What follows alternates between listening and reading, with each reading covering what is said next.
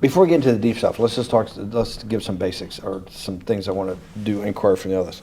Walk me through the Santa Fe Institute. What was it about the time of the math? And this was in the late 90s. So they're not going to hear me on this part, right? We're going to do it both ways? It will not be on the video, but we do have you recorded. Fine. Remember, when you're answering on these questions, I'm not in the shot, and they're never going to hear my voice. So a little bit, you got to repeat in your answer, you got to repeat what my question was. Oh, a little bit. Okay. Santa Fe Institute. Why, when you're at the top of your game on Wall Street, do you decide to finance, which was at the time, or endow, or become the donor or sponsor, however you want to say it, for what was considered the most cutting edge group of mathematicians in the world? Action. So Santa Fe Institute in the late 80s, early 90s, I was interested, I was on the board of Rockefeller. So that starts, Rockefeller, it's university formed by John D. Rockefeller to sort of give back to the community. It's east side of Manhattan, except it was old. It was sort of old-fashioned. They were talking about medicine, and medicine by itself was again subject to the ideas of science. They were trying to use science to find cures for disease. And I said, no, we need to do something different. We need to start interdisciplinary work. In most... How did a schmuck like you get on the board of Rockefeller? What year was that? I don't remember. Late, I think 89 and 91. So that's one of the most prestigious research places in the world, correct? Yes. Okay, how did a guy like you get on the board of a blue blood, internationally known, hard research, Nobel Prize winners all over the place? How do they pick a guy like you, a trader from, or basically some guy from Bear Stearns? Good question. So I was asked to be on the board of Rockefeller. And I think it was, I was on the board of Rockefeller. There was a money manager who said, Rockefeller needs someone with financial expertise because the university is growing and there's lots of new things. You have to, again, we go back to the original discussion the last time. Up until the mid-'80s or sort of early mid-'70s, the most important thing was your name. If you were Rockefeller, you already were considered to be brilliant. If you were head of General Motors, it was your reputation. It was who you knew, who your family was, what was your character. And then in the mid-'70s, basically, if you remember, you probably had a calculator. It was very advanced in those days to have a Texas Instrument calculator, where it could, by putting in the numbers, it would multiply for you to do square roots. And that was the first, and everyone who had a calculator was already advanced on Wall Street. A simple almost like your accountant. The most important parts of business were really now going to calculations. So it's not only mathematics, but it's things that could be calculated. Reputation couldn't be calculated. I could give you, are you a 10 on a reputation scale, an 8? What does it mean to have a measurement of your reputation? We'll get to that later. But places like Rockefeller needed someone to say, look, we're entering a different world where numbers and the numbers of companies, portfolio management was going to be balanced, it was going to be statistical. Jeffrey, could you come on the board? Potentially sit on the finance committee, Nancy Kissinger and a bunch of other people. And David Rockefeller and I got along very well. He was this unbelievable human being. Respectful to everyone. He introduced his driver as his colleague, not his driver. He would never say, this is my driver. He said, it's my colleague. And David started to explain to me world politics. So David would say, Jeffrey, money is going to be sort of the most important things. People don't understand money. You seem to have this knack for money. I said to David, tell me about your life. What was the worst and the best part of your life? So David said, when I grew up, everyone knew I was a Rockefeller. They didn't know that my father told me he would not leave me a dime. No money. But every time we went out to eat, me and my 5 friends in school, they would leave me the bill. They would expect me to pick up the check because I was a Rockefeller. And he said, I was chairman of Chase Bank. And he said, I remember like it was yesterday, one of the headlines in Time magazine said, David, please fire yourself. So he thought that there was a world that existed that would be a combination of both politics and business and leadership. What do I mean? He formed something called the Trilateral Commission. The Trilateral Commission is some spooky stuff. People said it was something, the Illuminati, there's some mystery about it, people that ran the world. It was politicians, but David said most countries, the politicians get elected for 4 years or 8 years, separate from the royal families in England or in the Middle East. Someone's there for 4 years and then they're not there anymore. The most important people to have stability and consistency would be businessmen. So he formed this Trilateral Commission of businessmen and politicians from 3 major continents. So it was the North Americans, the Europeans, and the Asians. So he said to me, would you like to be on the Trilateral Commission? Now, I was 30 years old, 32 years old. I said, great. And he said, well, you have to fill out this application so they have your bio. And I looked at the list of people, and it was Bill Clinton, former president of the United States, Paul Volcker, every great leader in America, the Asians, the Japanese, and with a very long description of their history. And they asked me to fill in what I would like to have written. And I wrote Jeffrey Epstein, comma, just a good kid, which I thought was funny, nobody else did. So in answer to your question, at that time I recognized around the world that monies and currencies were not really well understood. But again, it was only numbers. So numbers, and I'll get to the fact that it was bad thinking. Numbers are very good for... Are most people that you meet, even on the Trilateral Commission, when you meet most people, do you find most leaders financially illiterate, economically illiterate? Most political leaders don't come out of a background of finance. Most political leaders come out of a background of being popular. So in some of the countries, in some of the African countries, for example, they might have been a military person, they were a general.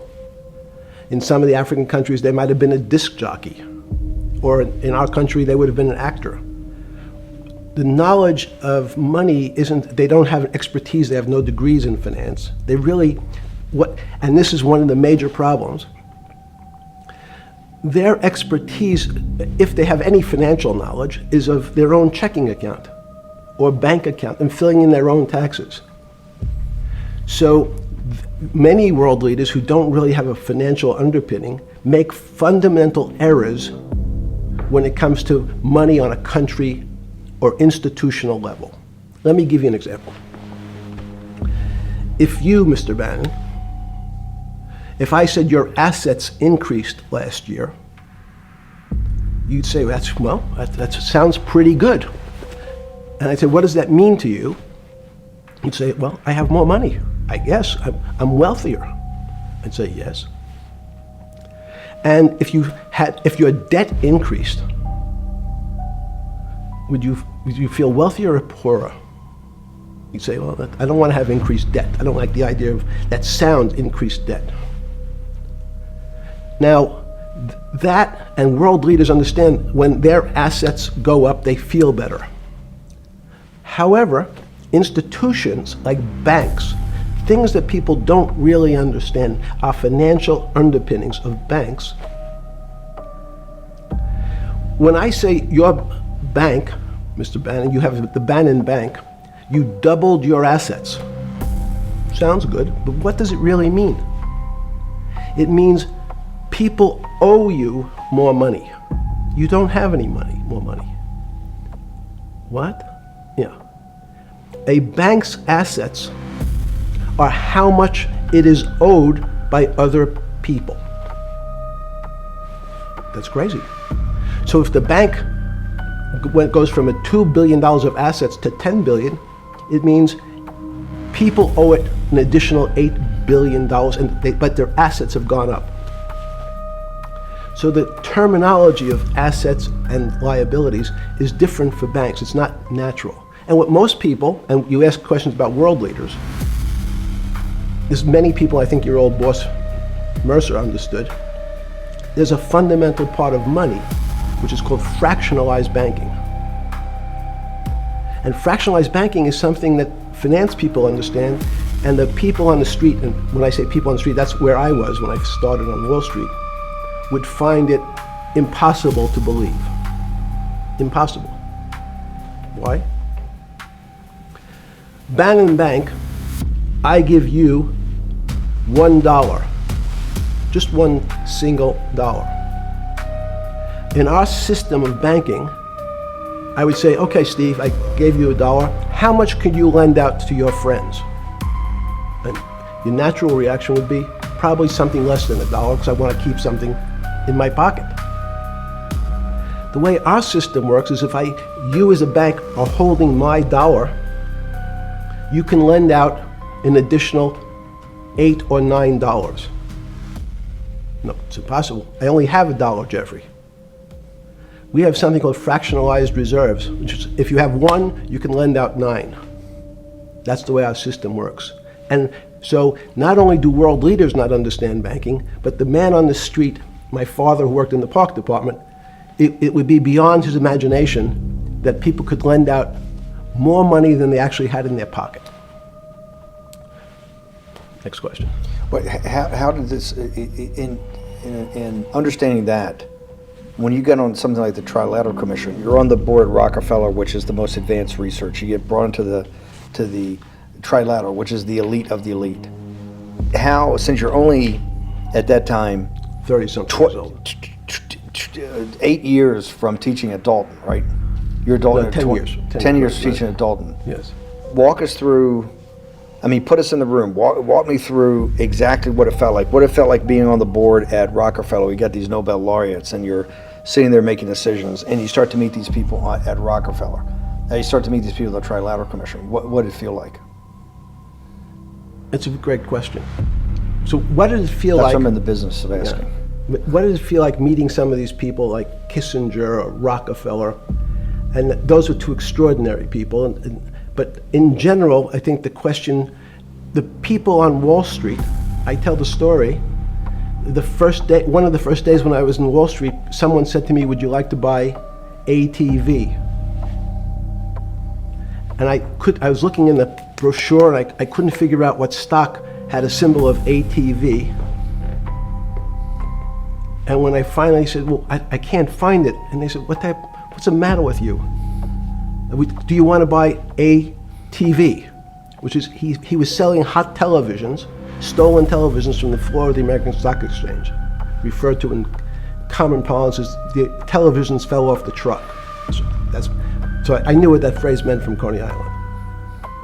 But what I found was most people, what be it in business, in normal life, or in the world leaders, don't really understand money. It is something they think about. They have a sense of what it is. They certainly want more of it. But they also make statements like, we want more money, but we don't want more debt, which just shows a misunderstanding of what money at its core really is. So most people don't, they want to make it, they want to save it, but to understand it intimately is not a normal characteristic. At the first Trilateral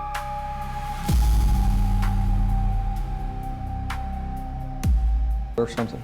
Yeah, you're good. Just give me approximate. You joined the Trilateral I Commission. think it might be And we'll be able to show we'll pull down the chart of where your name was, but just give me roughly when it was. I think it could be 90. I don't remember. Let's Sorry. say early 90s. Yes. When you got on the Trilateral Commission and had the first, do you remember where the first meeting was? It was in Tokyo. In Tokyo. And what hotel? I would like to say the Hilton, but it's probably not. And it's a 3-day, 4-day? Give me some. 3-day event and Walk me through the whole thing. Speeches. It starts with a dinner. Just walk me through it. It was boring. You couldn't possibly think it was boring. It It's was- bullshit. it was boring. You had to No, be sorry. stars in your eyes. No. Did you fly over privately? Yes, but it wasn't my plane. So it didn't count? No. You fly over. Yes. And it was who were the first, like when you first met those leaders, you had to be wowed. No. You're 10 years out of Coney Island. No, I'm not wowed by people of position. I'm wowed by people of great ideas. And I don't care if it's the bus driver. I don't care if it's the student I had who has teeth coming out in Well, every these direction. guys have to have great ideas. They're the leaders of the three great continents of the world: North America, Europe, and Japan. No, many of these world leaders become world leaders because they're popular and they were able to get votes, or they were able to convince people to vote for them. I learned later. Many of them were just good at what they did in terms of politics. Remember, world leaders are politicians in general. They're not scientists, they're not intellectuals, they're not great thinkers, they're great politicians. At the first Trilateral Commission meeting that you remember in Tokyo, sometime in the early 90s, do you remember what were the big issues of the day that they were talking about, and what did you think about it? Yeah, in fact, it was funny because they were talking about inflation, and they were worried that what would happen, how do you control inflation? And as a mathematician, I didn't understand the concept. I don't understand the concept today. How's that possible? Well, when you talk about most things to do with money, money is meant to be local. It's US dollars. Then I understand what it means. If inflation, it means my dollar today inflates, and it doesn't buy as much as it did a couple of years ago. The prices go up. I don't have, it seems that everything is great, but in fact my dollar is shrinking in value. If you, and you're the financial genius here. I'm just a lowly M&A guy. Sure. If you let me finish the thought. Go ahead. So if you're in America, you can feel inflation. Your salary's gone up, but you can't buy the same car. In fact, it starts to feel weird because the value. That's why I wanted to ask the question then. This is my point. Sure. The people who live and breathe this, the central banks, have been haunted by the specter of inflation since the late 70s. Yes. First off, tell our audience, how did that happen? The two great financial events in the 20th century, I'm not going to get to the 21st, were the Great Inflation in Europe after World War I, the Great Depression, the hyperinflation in Germany that led to the rise of Hitler, and then this inflation in the mid-70s. Before you go to explain inflation, why is this specter of inflation always the central thing in central bankers' minds? Because it goes back to the first concept I said, the weird concept of fractionalized reserves. The system is not well understood. Most systems, in fact, are not well understood. We don't know how our digestive system. Stop. This is impossible. I understand. This is impossible. The world banking system, the world currency system, the world monetary system Yes. has to be so well understood by the Greenspans of the world and the Bernankes of the world and you, right? The currency traders, the guys making billion-dollar bets every day. The legendary guy on Wall Street in the late 90s, Salomon Brothers. Lou Ranieri? No, the guy that wrote the money. Michael Lewis? Marius Poker? Yeah, Marius Poker. Who's that about? That great trader. Lou Ranieri. No, it wasn't Lou, the guy that ran the desk. Yeah. That eventually ran the hedge fund that went long-term capital. Yes, I don't remember. Who's the guy? I want to say, I don't remember. Yeah. I'm sorry. Lou Ranieri is big, but yes. Those guys have to understand the system perfectly. No, they don't understand the system. They understand the local part of the system. So, for example, why is not only inflation, most bankers are terrified if the public understood that the bank really doesn't have their money at any one time. One of the things during the Depression, there were runs on the bank. The reason the banks don't keep much money in the actual bank is they assume that not everyone's going to want their money on the same day. So it's not really the fear of inflation. The fear is a run on the bank. Everybody wants to take out something that doesn't really exist. Inflation is tied to interest rates. It's a more complicated example. But when your money doesn't buy the same amount of product this year than it did last year, if it buys less and less, like it happened, you used the term hyperinflation. There's certain countries that are not managed well, like in Africa at the current, a $100 billion bill, $100 billion bill in Zimbabwe is worth 1 American cent. That's the perfect example of hyperinflation. It goes up, it doubles every day. So people are afraid that their value and the system starts to break down. But so if I said to you, does your doctor understand your body system? You'd say, well, I hope so, because I want him to keep me healthy. But you could have a kidney infection, you could have a heart attack, you could have a broken knee. There's lots of pieces of this system. And in fact, when you ask the question, very few doctors understand your entire body. There's a specialist for your knee, there's a specialist for your polynoidal cyst, there's a specialist for your head, and now we have specialists in different areas. So and I'm going to get to your first question about Santa Fe Institute. The world economy and your body are both comprised of little systems interacting with each other and making one big system. This is what's stunning for all the little guys out there, the populist movement, the little guys that haven't had a pay raise in 30 years. They think that these elites, have everything. The guys in the room making the decisions, the party at Davos guys. You're sitting there, you don't think many people today really understand the complexity and really all the moving pieces and how they interconnect to the world's financial system.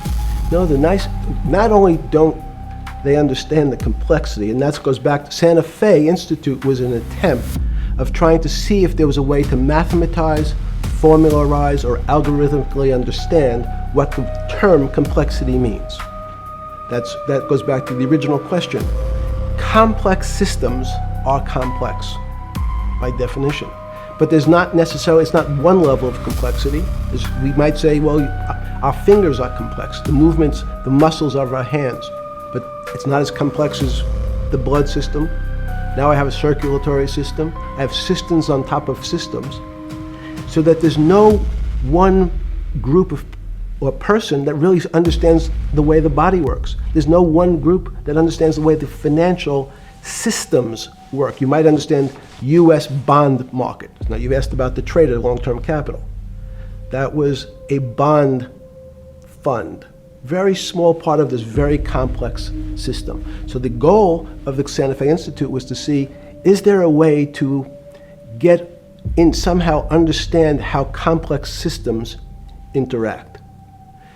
Fast forward, Steve, to today, where Google and these other engine companies, the other tech companies, are trying to build artificial intelligence. The strangest thing that they've found, one of the strangest things, is that the systems that they design, this artificial intelligence, which a lot of people have heard about, is they design a bunch of systems. They're called neural nets. The term simply taken out of brain work, neurons in the brain. Nets because they actually look like a net. They put in some inputs. The computers work, spit out an answer. Sounds normal to you. It's because you're thinking about that calculator you had in 1976 on your desk. When you ask the person who designed the system, how did it come to that answer? How did your neural net, can you show me the calculations? They say, no, we don't know. We don't know how the thing we designed actually came up with that answer. That's pretty strange. They take the same neural net now and they put it in front of a video game. No learning, nothing. They said to the computer, they say, sit in front of your video game and learn how to play. It seems the computer learns better than any human in history, faster than any human in history, beats any human in history, but when you ask the designer how did it do it, no one knows. It just did it. So that's the first little touch of things that we already have gotten to a place where we don't understand it and we built it. On Sunday afternoon, September 14th, 2008, where were you? Sorry? It was the night they put Lehman Brothers in bankruptcy in London. I was in jail. Seriously. Yes. So the financial crisis of 2008 happened when you were in jail? Yes. Oh, this is going to be so amazing. This is going to be so amazing. I take it you didn't have your Wall Street Journal dropped off to you in the morning, your Financial Times. No. How did you hear about how did you hear about, because I want to, I forgot about this, but yes. I'm trying to get, this is going to be amazing. This is, let's go back and do that again. Sunday afternoon, because I want to find out about people, the geniuses understanding the complexity of the financial system. Because I think the best example we have is the financial crisis, the crash of 2008. Sunday afternoon, September 14th, I think it was, 2008, is when they were working feverishly in Midtown Manhattan at the Lehman Brothers offices and at various law firms around town, and with the Secretary of Treasury and the Federal Reserve, what they're going to do with Lehman. They decided they weren't going to save it. And so they prepared to put it into bankruptcy at the open of the market in London the next day. How did you hear about what was going to happen to Lehman Brothers, and what did you immediately think when you heard they was going to be put into bankruptcy? I'm glad you asked that question. I was in solitary confinement September 14th. And again, some of the public stories about the wonderful time I had in jail and my work release, which didn't come till months after. I'd been there since June in an 8x10 cell with a bed in the back, a 6-foot bed in the back, a chrome sink with a toilet attached to it, and a little piece of metal sticking out that was supposed to act as a table. Now, since I was in jail, there were no books. Why? There's no library. No library, but you're in jail. No, I was in jail, not prison. So in jail, I was in a place which is called the Special Housing Unit, which is for the roughest, toughest, meanest people. They had put me there, they said, for my own protection.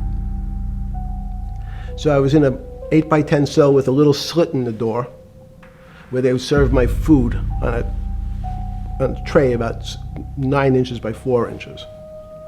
And then as soon as I finished eating, they would take the tray and close it down. And one of the guards said, "Do you understand there's Wall Street's crashing. I'm worried about my pension fund. What should I do?" And I said, "Sorry, Wall Street's crashing? What's happened?" And he said, "There's some crisis and some companies are going bankrupt." I said, "Are you sure?"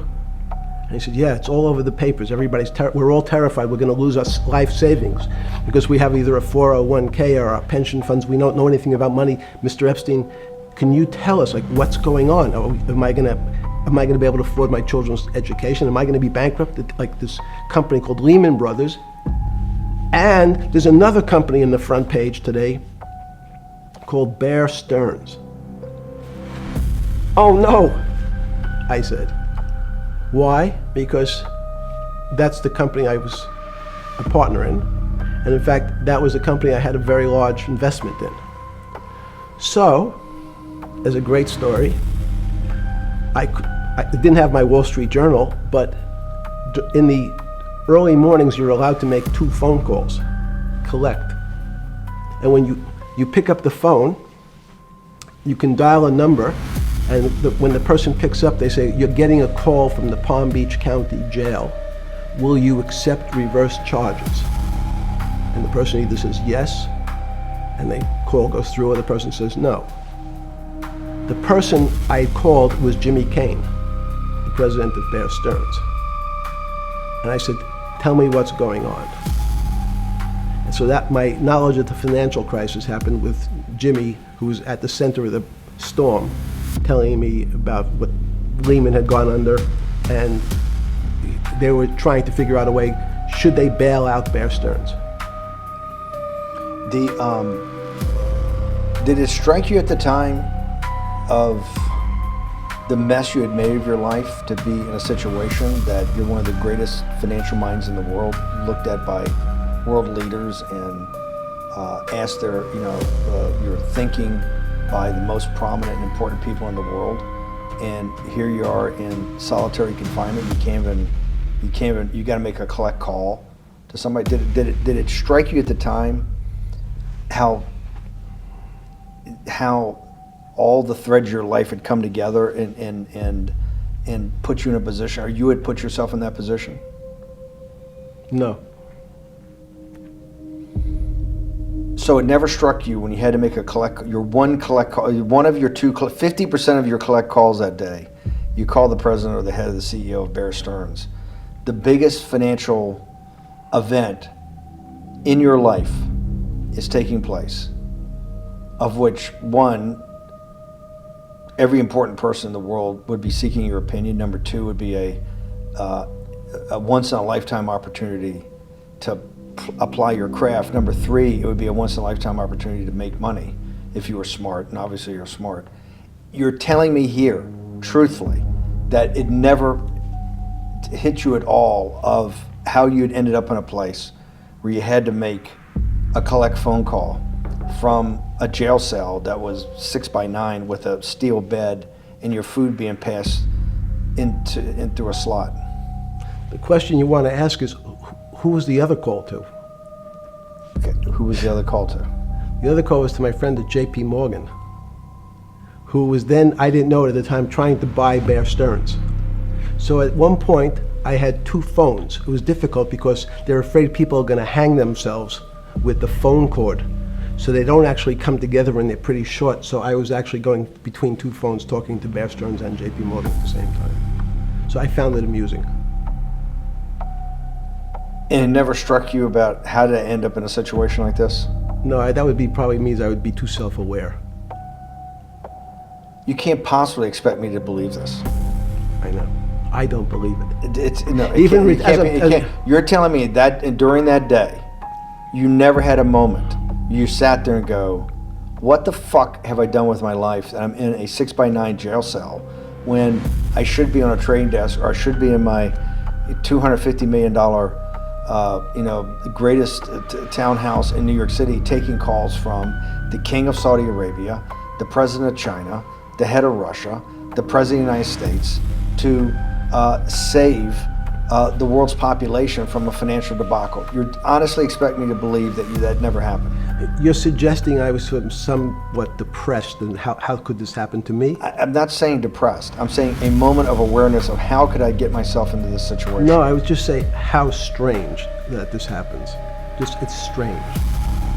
I'm wearing a jumpsuit and flip-flops. What given color to was me. the jumpsuit? Brown. Brown. Brown jumpsuit. Yes.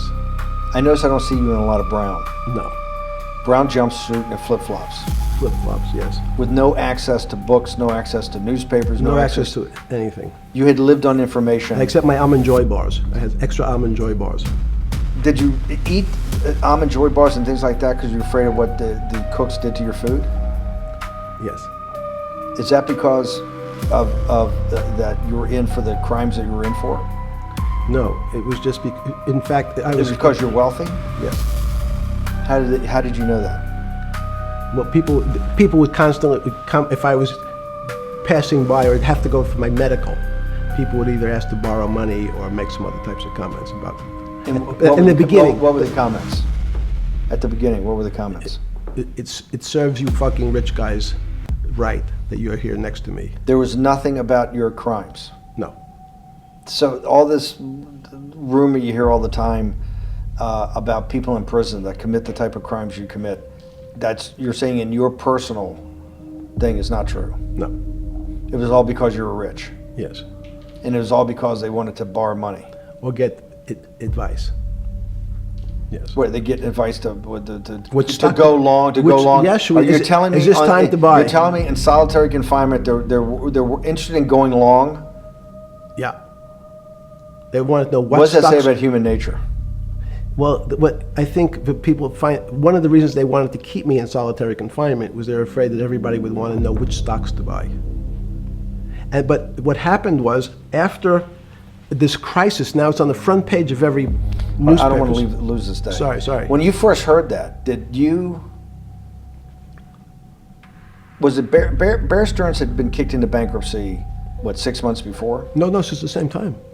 This is part of the same deal. I thought no. Bear Stearns, they saved Bear Stearns and didn't save Lehman Brothers. That's right, it. they let 6 months Lehman- before they had bailed out Bear Stearns, but Bear Stearns was still a zombie, A shell of its former a self. former self. But they had quote unquote saved it. They admit. Why did they make the decision in your mind? Why did Hank Paulson and Bernanke what's this concept of moral hazard? Explain to the audience what moral hazard is, and why did they save Bear Stearns 6 months before, and why did the smartest guys in the room decide not to save Lehman Brothers? It's a good question. The real issue is I'd have to go back when you have these systems to the way your doctor responds to any type of emergency in your body. If they might decide to save your kidneys and let your gallbladder go because the gallbladder is less important to your overall system. If at that time, even it's not that long ago, the boogeyman was when said, well, what really happened? Jeffrey, what really happened? What is this financial crisis? And, some of the progressives and the right wing blame it on the banks. It was the banks' fault. And it's the fault of this very esoteric, unknown concept of derivatives.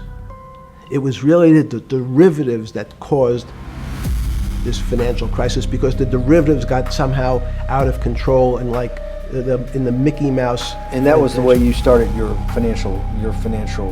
road to a billionaire went right through derivatives. Yes.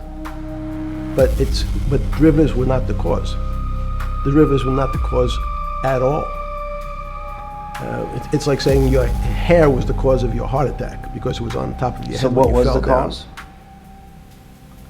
There isn't, let me say, there's no one specific cause. These are system collapses. So many times when they have to make your death certificate, when you say, well, what did he die from? They'll say heart failure. But if you say, what was the cause of his heart failure? Well, he had low blood pressure, his sugar was high, he was diabetic, he had all these other problems. But they say, no, we need a word on your death certificate. Did he die from brain damage? Did he die from heart failure? That's the financial crisis. Many people said, well, what caused it? They wrote, like on its death certificate, derivatives. But derivatives were not a fundamental, derivatives are not a fundamental cause of anything. Was it Sunday or Monday? I take it was Monday morning when you made your two collect calls and you were talking to Bear Stearns on one hand and Morgan Stanley on the other. JP Morgan. JP Morgan. That was Monday morning. Did you, Jeffrey, being one of the financial geniuses in the world, did you understand what Lehman Brothers going into bankruptcy, the domino effect, that by Thursday the financial system would be under such extremis that if it didn't have $1 trillion cash infusion in the United States, it might collapse? Did you know that at the time? Did you view that at the time? Yes. You did? Yeah. Why? Again, I don't want to bore you or the audience with the idea of it's a medical procedure, but you had system failures. So you'd recognize that if I said to you, did you realize when your father was on the ground and he was clutching his chest and he couldn't breathe, it was a bad situation, he could die.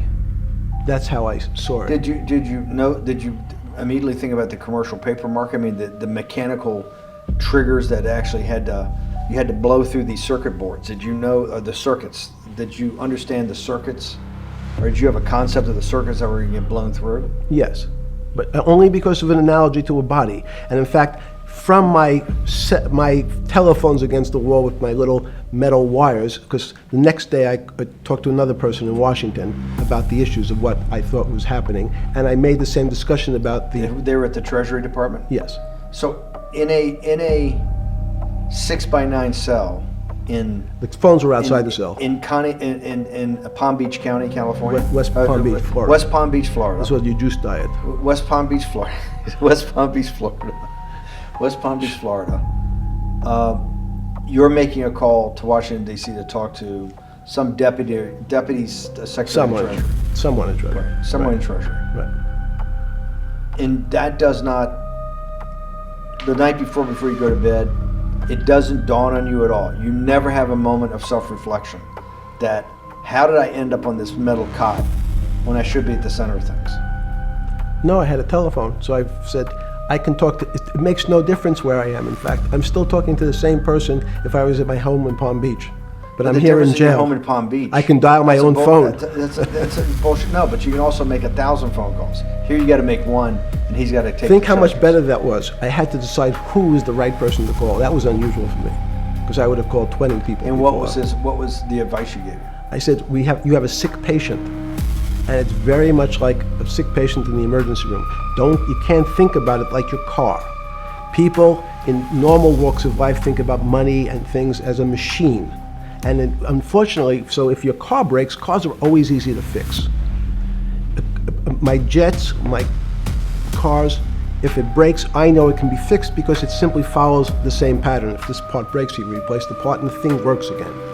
People and the financial system are not machines. They can't be fixed the same way. You can't simply take out the put some more juice into the commercial paper market, and that's like replacing the carburetor on the car. It's much more, I have a patient who can't breathe, has a stomach problem, can't see, looks bleeding at the same time. What do I do first? I have to think about it as a system. Where's the most logical place? What's the most dangerous place? If your heart stopped, we have to start your heart again. In the equivalent to the money market, why do I have to start your heart again? I need to get your blood flowing. If your blood stops, you're dead. If liquidity, which is the equivalent of blood in the financial system, dries up. Once liquidity is basically cash, putting cash into the Forget system. about what it is. Okay. Liquidity is liquidity. It allows the system, it's the blood of the system. You need to pump blood hard into the body of the economy to keep it flowing. And if you're, especially when you're worried about someone dying, you're not going to be worried about the niceties of, well, you got the shirt dirty and there was some damage. Pump in that blood, keep that heart When you pumping talked blood. to the person in Treasury on Tuesday, the 16th, did you get a feeling as you were sitting in your 6x9 jail cell in West Palm Beach, Florida, that they were on top of things? No, you can't. It's impossible to be on top of things. There's no such thing. It's, again, the doctor watching the patient die. You hopefully have some confidence that he's seen it before. He recognizes that there are some steps he has to take first before he bandages the guy's finger or worries about what shoes he has on. So you hope that the people in charge, your doctors who are working on the emergency patient, have enough experience and, frankly, judgment to try to keep the patient alive. Did you think that they had those things, patience and judgment? They had pretty good judgment, and you needed a lot of luck, just like in the dead patient. You need to, hopefully you put that blood in and it's not too late. And you make some mistakes, but you have to know you're gonna have to give it a shock. In the run-up to the September crash of 2008, Yeah. I guess you weren't occupied with finance. That whole summer, how long had you been in jail? Went to jail June 30th. So the entire summer. Yes. Before you went into jail, you were still very active in the financial markets. Yes. When you say active, you trade currencies every day, you trade stocks every day. When people, I don't do any- someone like you, or you give advice to people to trade stocks or trade currencies. I don't trade every day. I think that's, like Woody Allen said, you can't beat the bank. So I try to pick my spots. George Soros picked his spot when the pound collapsed. This would have been a great money-making opportunity that passed me by when I was in jail, but that's not how I think. In the run-up to that, in the spring of 2008, that's when Bear Stearns got in problems, I think, in the spring of 2008, and they decided to bail it out. Did the Bear Stearns guys talk to you for advice at that time when there was a big crisis in Bear Stearns? No, but see, again, unbeknownst to most people, and it's easy to blame people for the financial crisis, like you'd blame someone for giving your father the drink before he had his heart attack. But what really happened, the real enemy of the finance system was Bill Clinton.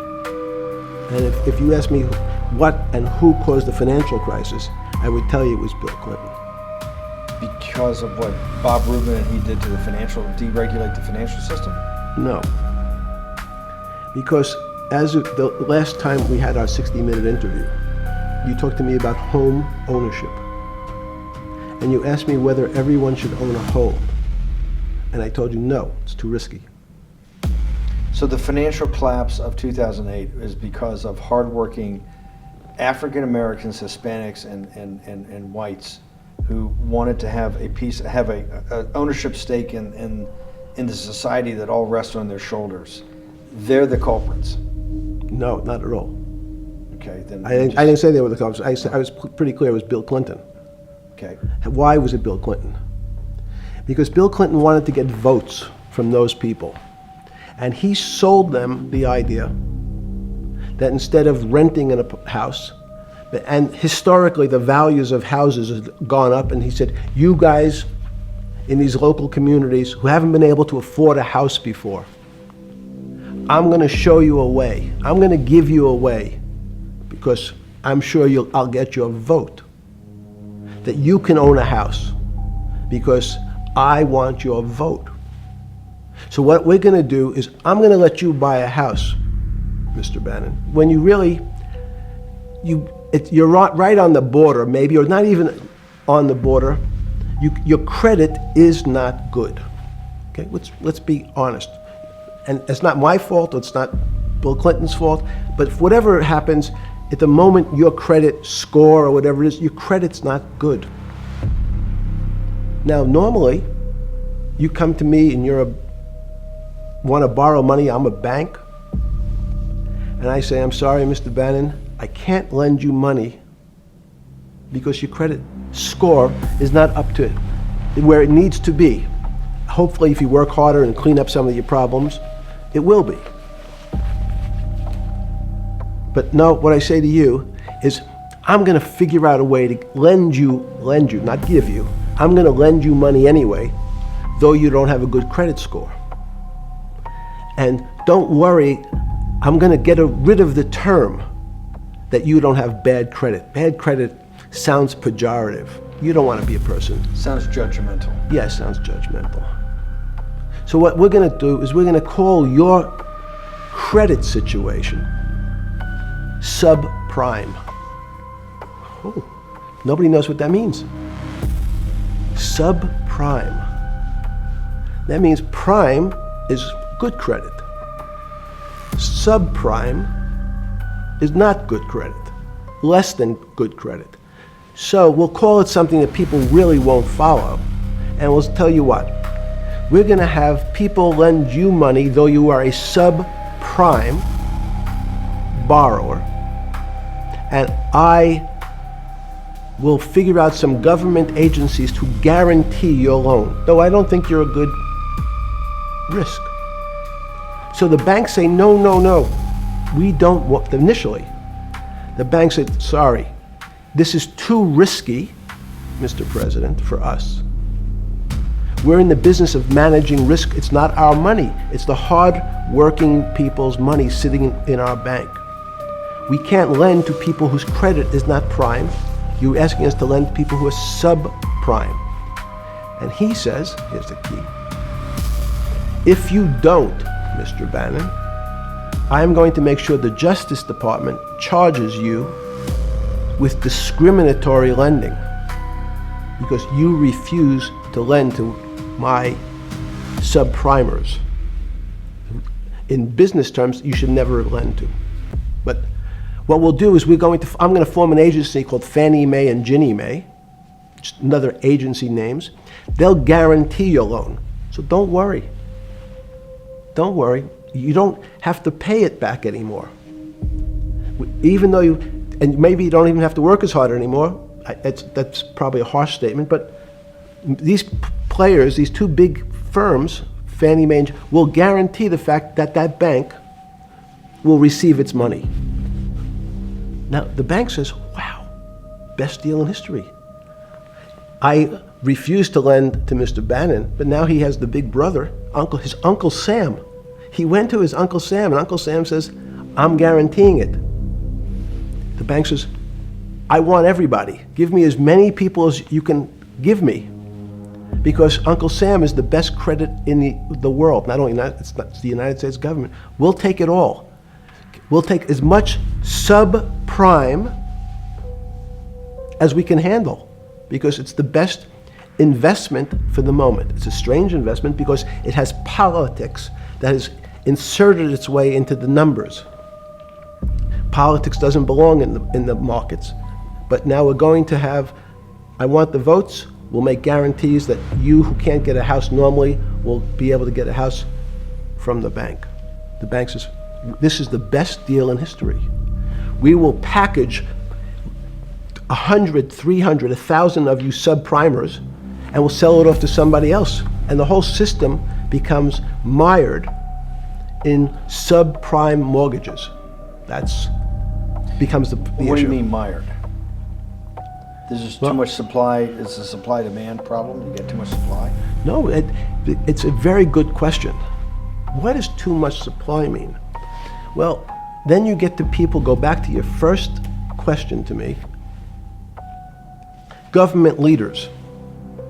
Government leaders know if they're good, and they can do mathematics, they can balance their checkbooks. So certain people in Congress said, well, how do you value these subprime mortgages? The banks say we've been valuing them the same way we've always valued them for the past 20 years. The accounting firms, there's something in this country called GAAP accounting, which is a standard type of accounting. And we account for them the same way we've always accounted for them. If we paid $1,000 for your mortgage last night, when we put it on our books today, we're going to say its value is $1,000. It makes sense. I paid for it what's its value? It's $1,000. That's what I paid for it last night. No. The Congress people said, that's not really a good answer, you know. That doesn't give us confidence that you know what you're doing. Because what happens if you have to sell it tomorrow morning? If something's happened and you have to sell it. Remember, there's a concept of stress tests. Would you be able to value it at what you paid for it the day before? And Wall Street says, that's not the way you can think about this. This is crazy. We always value things at the cost from the day before. And they changed the accounting method. In essence, to say, not what it was worth yesterday, but if I have to sell, what would it be worth? That's impossible. So what happens is, every bank now has to value something that they bought yesterday at lower than they paid. Never before in 20 years did they have to do this. So something they bought at 1,000, on their books was 1,000, is now 990. That starts to, you asked the question about what did I start to think about. Something's 1,000 and 990, this person now has to value it at 980. When did you first start to get nervous, understanding Bill Clinton in all this? Did you change glasses? Yes. Okay. I changed shirt. I saw that black. Are you okay with the? Yeah, great. I think we're gonna have all kinds of changes. I'm experimenting. Okay. When did you get a feeling? Did you ever anticipate before it happened something like 2008 could happen? No. How could that be? It's the word, I can beat it to death, is that it's very much like would I anticipate I'll have a heart attack tomorrow? Unlikely. Was 2008 a heart attack or a stroke? Debilitating. It's a better, it was both. But why was it both? Because in fact, as I said, the blood was getting dried up in the system, and the head, which is sort of the central bank, wasn't working. So to some extent, it was a combination. It was a crisis. Did you see that building up over time? It's always been lurking in the background. I mean, if you have an older parent, would you say it's possible? Did you anticipate him having the heart attack today? No, you hope things are going to go better and maybe they'll fix it up. The system was getting too complex, and it wasn't based on derivatives, because what people keep forgetting, and as I was just explaining, Wall Street, and in many professions, including Wall Street makes it sound complicated. They don't want the little guy to understand what they do because they make so much money and they don't do very much. So they couch it in words like derivative and stock options and commodity futures and different types of contracts. It's all fairly, everyone is capable of understanding it. It is not complicated. But Wall Street, because they make so much money from doing fairly simple things, needs to make it more complicated than it really is. We had a very big recession in the early 90s based upon real estate and Japan basically imploding. Let's again, Okay. you had a recession in the 90s. I don't know what it's based upon. It's always interesting to look back and say, separate from there's certain triggers, like in the 70s there was a... What do you think it was based upon, the 90s downturn? It's clearly there was a huge downturn. No, I know there was a downturn. That's what I know for sure. I don't... That's a fact. That's all. Everything else is sort of speculation about why did he have that? I understand that, but Sorry. there's some speculation that has 0% probability of being true, and there's others that have 90%. In the range, when you look at the range of alternatives of what could have caused it in 90, and what I'm trying to do is get you all the way up to 2008. Look, you're the smartest guy in the room, right? You know that. Do you think there's anybody in the world today? Oops, this is going to be a bad question. No, but do you think anybody in the world today, the Alan Greenspans, the Bernankes, is there any central banker you know, any partner of any Wall Street firm, any guy running a trading desk, and I would take it that would be, or anybody at a Larry Fink at BlackRock, Steve Schwartzman at Blackstone, the top 100 financial guys, and let's throw in a couple of Nobel economists, and let's throw in the best professors at Wharton, at Harvard, at Stanford. Do you think that there's anybody that understands money or understands the world's financial system as good as you? There must be. But it doesn't come to the top of the head. No. Okay, fine. Now Now that I've gotten that, let's go back to 1990. In that arc from the fall of the Berlin Wall to 2008. Good. We started with the implosion in Tokyo of the Japanese economy, Japanese financial markets. We had the huge run-up in internet stocks, right? We had the implosion of that in 2000. The bankruptcy of Drexel Burnham in 90. Implosion of Japan, huge run-up in equity markets for the internet, implosion of the internet in 2000, 10 years later roughly. And then this run-up through the Iraq War and all that, the run-up to 2008. Every 10 years it seems like we're in some sort of 10 years before the 1990s was the 70s. You sound like an astrologer. Okay. And not a finance person. I'm not a mathematician. It just seems to me a pattern of every 10 years. That's misleading. That's exactly right. Okay. Because people like to see patterns. People like to see patterns where there are none. So a pattern of a financial crisis every 10 years is just in my mind. Yes. Long-term capital that had to be bailed out back in the late 90s when everybody panicked. And that wasn't that bailout today would look small. And it was a $5 billion or was $30 billion.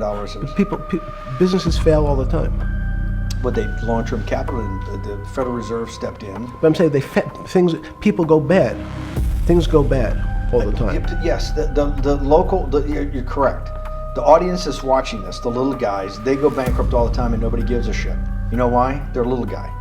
But when long-term capital management goes bankrupt, or Bear Stearns goes bankrupt, or Lehman Brothers goes bankrupt, people care because it's an unfair characterization. Why do you say that? Because again, it's the complexity of the situation. If you think about you have a complex system. You have your body. Now, in fact, the little guy is my finger. This is. And Bear Stearns is your heart. That's correct. The banking system is my heart. The system, I can't risk because remember, it's not only my... You haven't been able to name... Hang on. You haven't... hang on. I was trying to hang... I wanted to see if the hang on worked. No. You haven't been able... You're not good enough yet. You're like junior wizard trying to do it. You haven't... Yes. I'll say, since we can't name another guy that's as good as you, there may be a couple out there. You're not bragging. You're humble. It had to be sometime. Please tell me there was some time before you went to jail and basically got cut off from daily information in the summer of 2008, that you started to get very nervous that this complex system, that something was deeply wrong? Okay, first, let's go back. When I say no one understands the system better than I do, it doesn't mean I You always understand. sound like a doctor. You're afraid he's going to get sued for giving a thing. Yes, you're not, no. gonna, you're No, not no, taking no. on any liability. There's no contingent Yes. liability here for Yeah, your no, answers. no, no. But the word understand is the problem. Okay. I don't understand the system. So I don't understand the financial Will you system. please stop? You cannot sit here and Yeah, tell no, me. no. What we just went through, I'll go through again. The hedge fund managers, the money managers, the central bankers, the commercial bankers, the heads of the investment banks, the heads of all the trading desks, the top economists, and I'll throw in the business school lecturers at Stanford. Of all the top 200, 250, you can't name at the top of your head the guys are at least at your level. You have to understand it somewhat. No. Sorry. We all don't understand it. No one understands it. It's a miracle. It's that's part of the problem. It's impossible to understand. That word understand simply means if this happens here, that will happen there. It's predictable. Understanding means it's predictable. It's not predictable. That's the problem. In complex systems, that was the fascination. Is there a way to tease out some level of predictability? So even No, in the fact, spread- you would ask the question, it's a great question, which was it a stroke or a heart attack? Now, most people don't know that before they were going to have a stroke, they had a stroke. They just have a stroke. Do they understand why? In hindsight, you go back and you can make lots of explanations. It might sound good, and if you're talking to the working man, you're using language that he'll never understand. It's complex, so he, just like going to his doctor, he says he has a gastrointestinal problem, or he has diverticulitis, as opposed to saying, you had a stomach ache, you ate bad food. People don't like to say it in normal, everyman terms. The system had a stroke, but we don't know why. But you just, okay. Hardworking people, and there's a great social benefit, would you not agree, with having people having ownership in the system? When you say ownership in the system, it doesn't mean, Let's start over. 'Cause- okay, So flip Sorry. over your phone too, because Yes. I don't want to hear. yeah, So maybe flip it down or something. yeah, Yeah, who knows what the fuck comes up with that phone? that's correct. We don't want to send you. KSA. I can't not believe I've got the magic moment when you're in fucking prison or jail, wherever the fuck it is, It's in crazy. solitary. Now, there's a funny part to that we missed, which is said, Go ahead, tell it. the funny part is Yeah. what you asked me. Is there anything funnier than that? No, no. For black humor, I don't make any black comments. Sorry. You asked me what I was wearing. That's right, you're too wrapped up in the Me Too movement. Yes. So I was wearing a brown jumper and a brown pair of pants given to me by the jail with the word trustee on the back. Because you had qualified to be a trustee? Well, the funny part was it was spelled Trusty. So I wasn't really sure. I'd been a trustee in many different operations, but it was the first time it was actually printed on my back and spelled incorrectly. Probably had a higher level of being a trustee at that than you had at all the boards that you were trustees, right? Yes, right, because as the trustee meant you get two devices to clean your toilet as opposed to one. Yeah, but it also meant that you had some sort of personal fiduciary own responsibility for oneself, right? In the jail? You mean? Well, that's what being a trustee is. That's where they give you two. Yes, you get two cleaners. Yeah. I was a trustee in the jail because I was able to teach some of the kids to help them get their GED. So that's how they gave me a trustee job. There's There's no time. I got to go back to this because I'm like a dog with a bone in this thing. Yes. You can't. There's something deeply fucked up with you. At least something. Well, we know there are things deeply fucked up with this. You will get through in this film, Right. but you cannot possibly have to sit there, knowing that you came from nowhere, knowing that you went to the very top of what is considered outside of science and maybe physics, the thing people most admire because it's like alchemy, understanding high finance.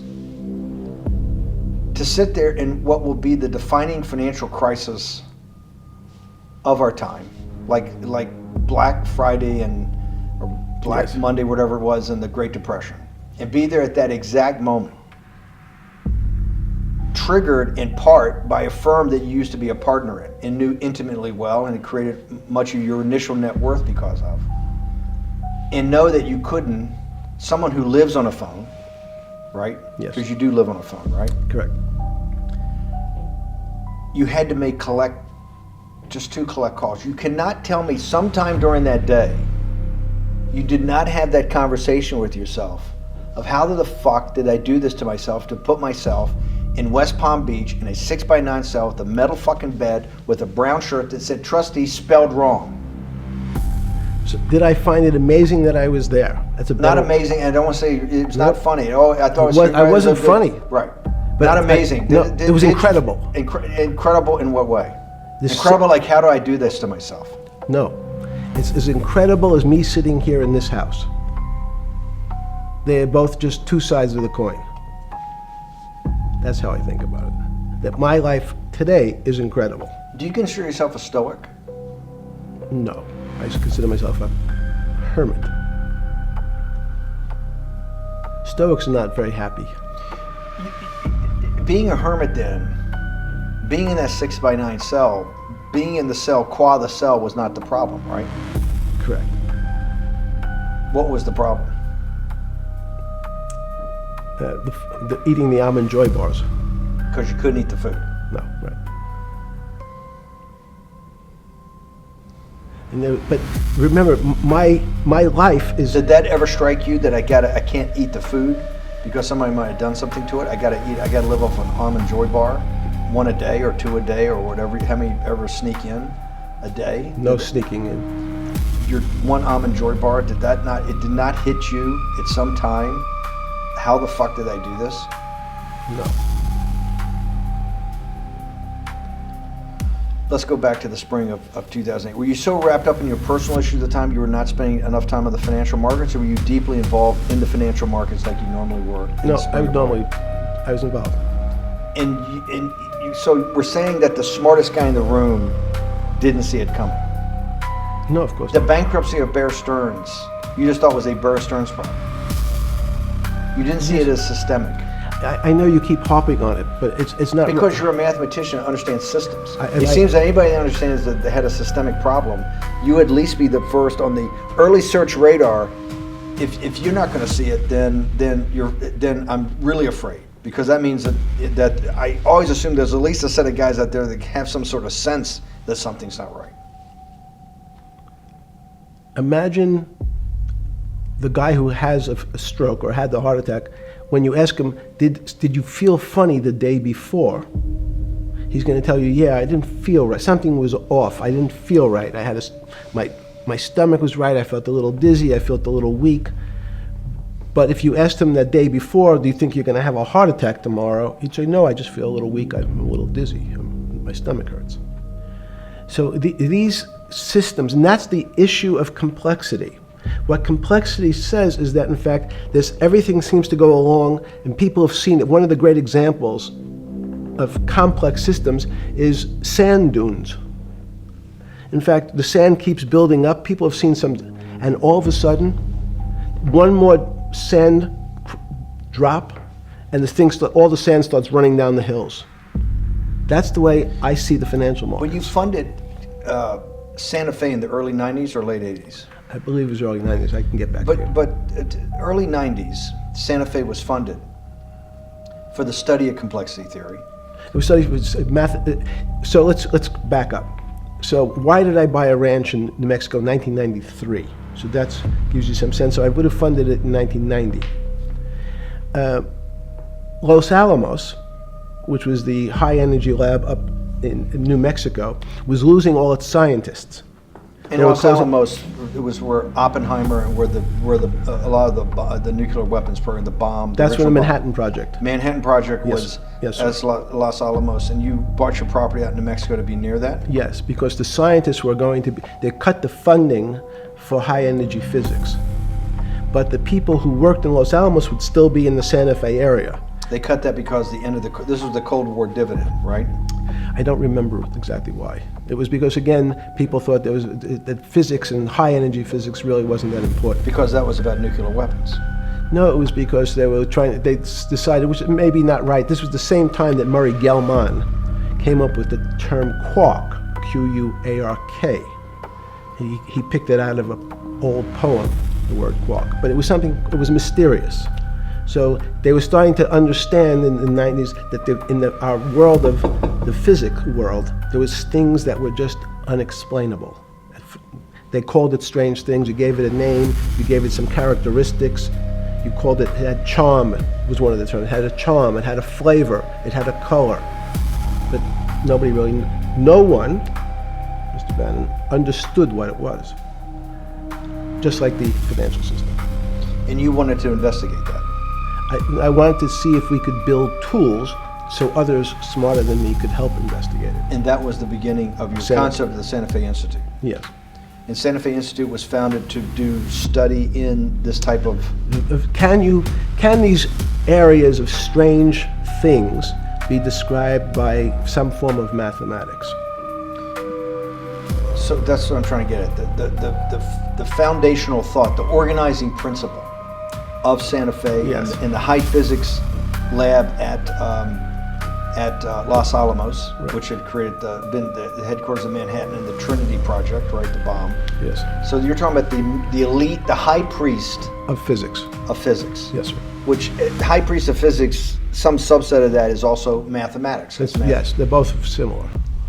Project out. One of the tools you want to do is to make sure that in this complex system, the finance system, I'm doing a lot of this for philanthropy and a lot for the good of mankind, but also to be able to understand this complex system, the most complex outside of maybe our body, of the financial world. Yes. Did they create tools, or were you smarter in then the mid-aughts, 15 years later, than you had been then because of work that was done at Santa Fe? No, it was great. But in fact, most of my philanthropy in the area of, can you describe things that appear to be unexplainable by mathematics, and can you fund people who have new ideas? And unfortunately, when someone thinks they've been able to, there was a man, Stuart Kaufman, when they think okay, I figured out how to be able to predict the unpredictable, what appears to other people to be unpredictable. But my system, in those days it was called genetic algorithms, can predict what things will happen, and they all want to make money. So they use their systems to try to figure out, they know they have figured out the way to make money because they figured out the unexplainable. They try, they go bankrupt, and we start again. So with a cold view, what I've come to realize is that the attempt to mathematize, formularize, or what in your prior world, to understand what really is, in today's world, still unexplainable, is impossible. They're miracles. Your first head of Santa Fe was Christopher Langdon, I think. Langdon from Australia. But Murray Gell-Mann was the funder. He was the rock. Yes, he was the rock. He was a Nobel Prize winner? Yes. Yes, and a wonderful guy. He came out and helped us with the Biosphere 2 project. He came with Chris Langdon. Yeah. Chris Langdon was the operator, the day-to-day guy. Chris was doing artificial life. Right. Murray tried to lead his own artificial life. Yes. When Chris came to Biosphere 2 for the first big conference we had in 1994, he was one of the most impressive guys there, among all the world's elite. Kew Gardens, the Lawrence Livermore lab, the labs at Sandia, all the major universities, Lamont Doherty, all the big Earth observatories, Woods Hole. What set Langdon apart, I thought, and the reason I invited Santa Fe to be part of it, was Langdon actually made a presentation that everything, and he was making this to scientists, a lot of marine biologists, a lot of people that were just beginning, Wally Broker, and people who were just beginning the study of climate change, at that time called global warming. That he made this compelling presentation that everything's really mathematics. Yes. It's all just back to math.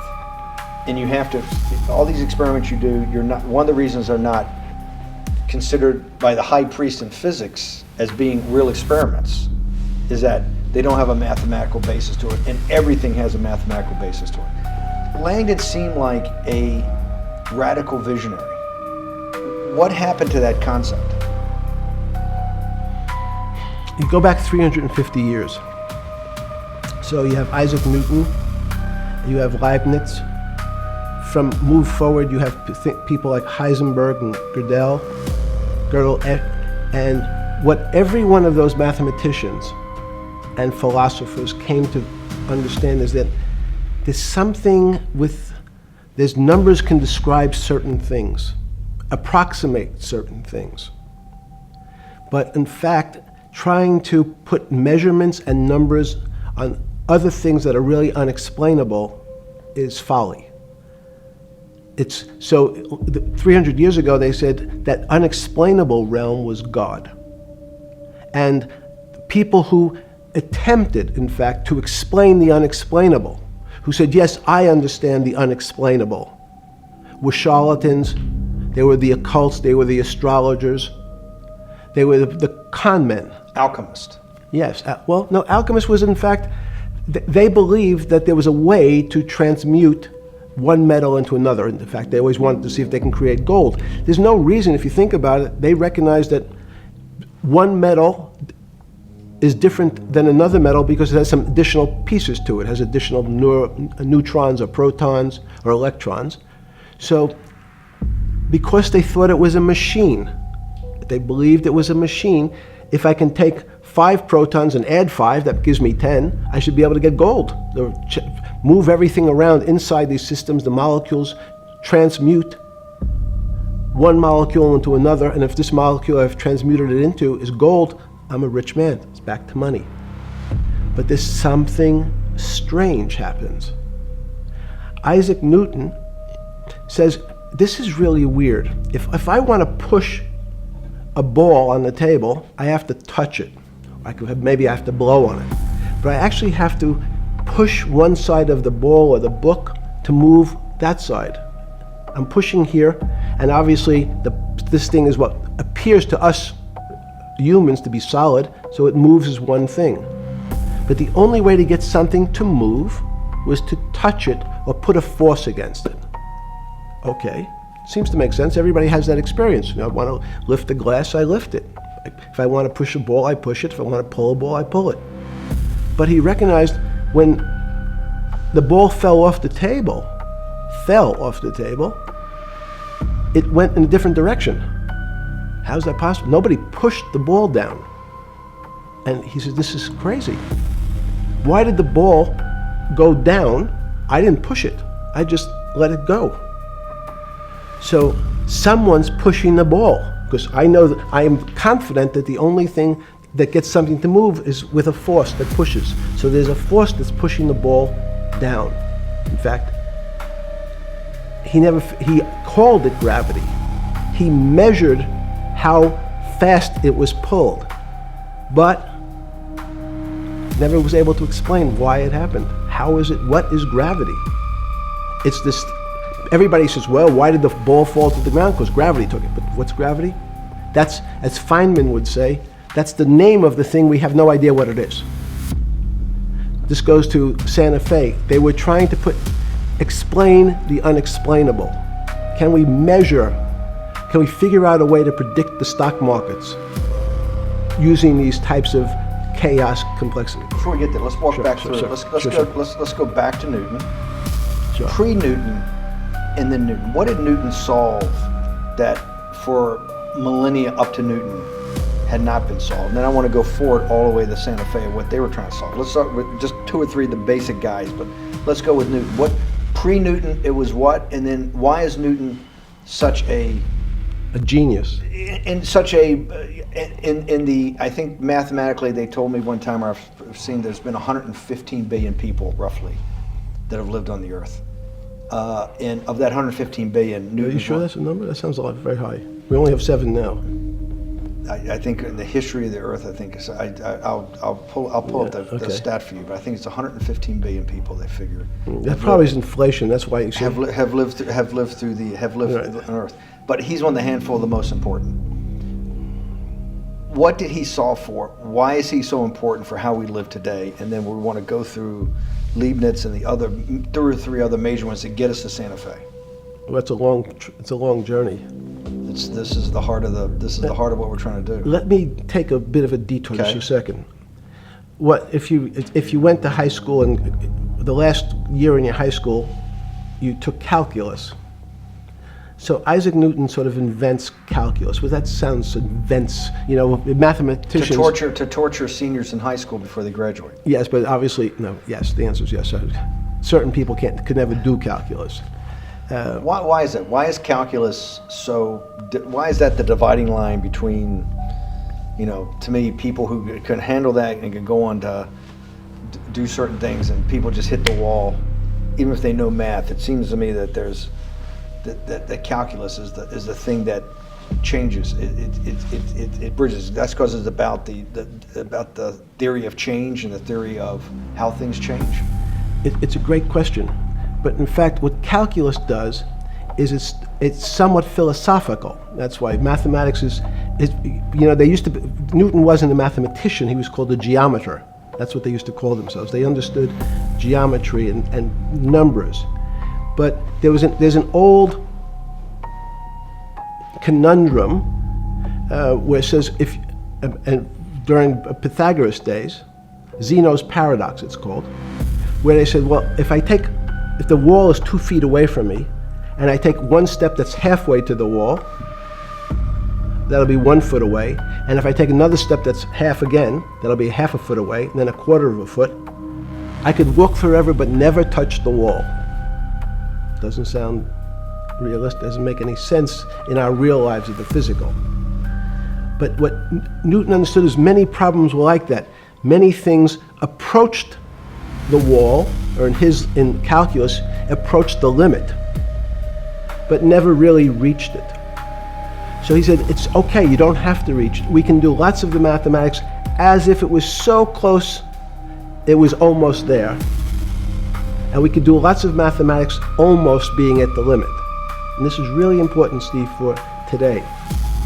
Because most of the science up until today was things that are starting to approach the limit. You were taught in high school that if you had 1 divided by 0, if you remember your high school algebra, you were told, what's the answer to that? Is there an answer to 1 divided by 0? No, if you were in high school, I'd say, stay away from it. It's the boogeyman. You could write it down as it's undefined. It's not able to be determined. There's a bunch of things. But in fact, 1 divided by 0 is a strange things happen. It's a world of the strange. And what I'll explain to you after is that when you get 1 divided by 0, you get into a world we don't know what happens. The answer is it's not explainable. We can call it things like undetermined. We can have a convention to say it's X, Y, or Z.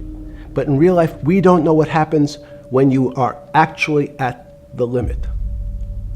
So Newton thought the same concept is that the limits were God.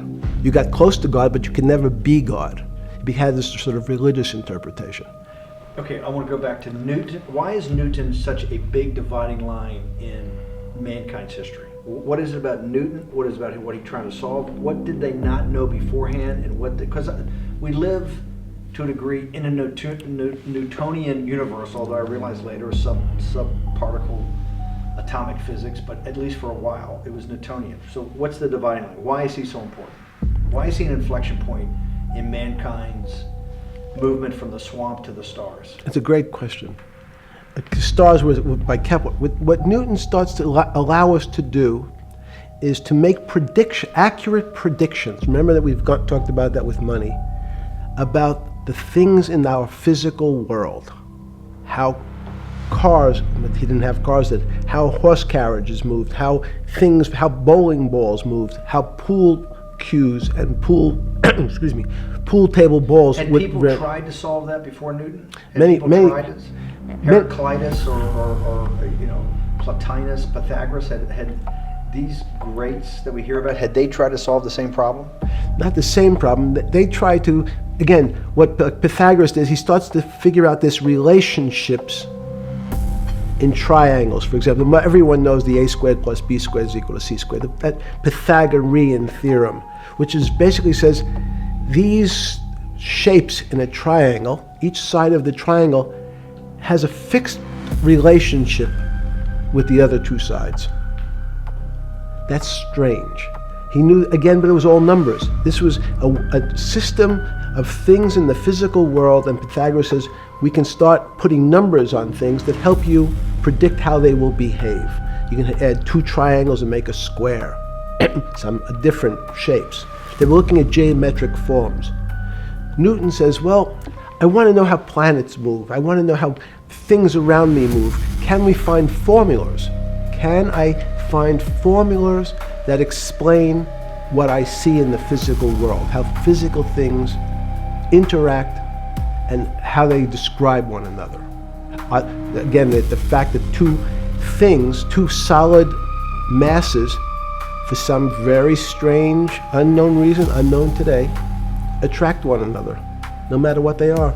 People have seen the experiment. You hang something, two little metal balls from a string, and they move towards each other. In fact, they move towards each other was very specific. So when you drop the ball to the floor of this room, Newton says, in fact, the room came up a bit to meet the ball. The room moved. It's imperceptible. You can't really perceive that motion, but they attracted each other with certain ratios. So he started to be able to measure things in the physical world. And that was great advances. It also, now you wanted to move very quickly. Unfortunately, most people, especially in the 20th century, 19th century, said, well, like Newton, let's measure everything. Let's measure people's behavior. Let's measure their psychology. Let's measure their health. You go to we can have my blood test. Let's measure everything. We measure Wall Street. Their voting habits. Measure, measure, measure. Can we put a number on how much I care for my wife? Can I put a number on how I feel?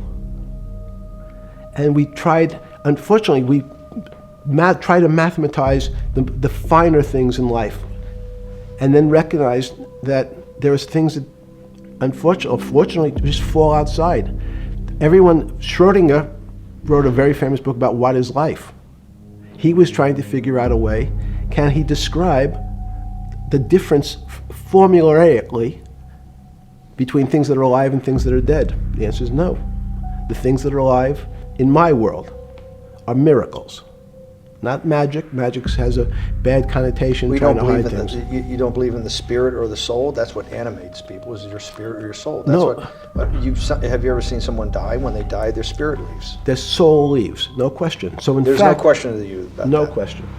There's no question to you that there is some animating life force within us that leaves when you're dead.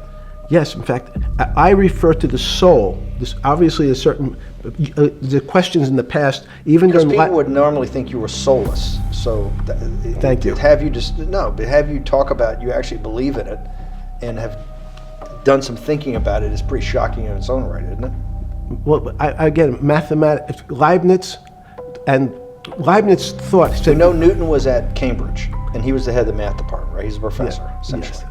But Leibniz, was Leibniz a German professor? Yes, but what Leibniz said is the soul is so strange because God took chemicals, which is simply the material, like tables, and he somehow made this material able to have a thought. How strange is that?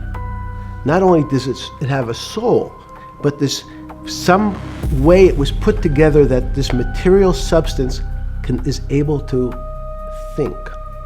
So when you say to me, it's obvious to everyone that there's such a thing as a soul. Now, if you're part of the Charlatanville, you'll try to explain it to people.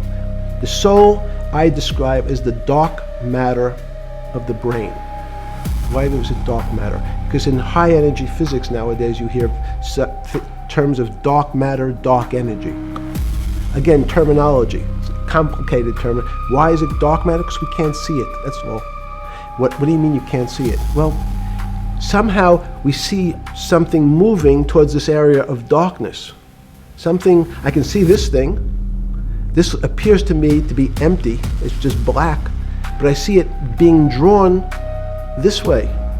So I say, well, I know if this were matter, that would follow that equation. If this was solid, it would explain the way this particle moves. But I can't see anything here. So I'll just call it dark matter. And I'll say, I don't know what it is, but it behaves as if there was something there. The soul is obvious to everyone that there's something different between things that are alive and things that are not alive. But we have no idea what it is. It's currently unexplainable. I believe we need an entirely different system of analysis to try to figure out. But Sorry. No, with Newton, with all his chemical studies and things he worked on, the spiritual side, Leibniz that just talked about the soul, Schroeder talked about what is life.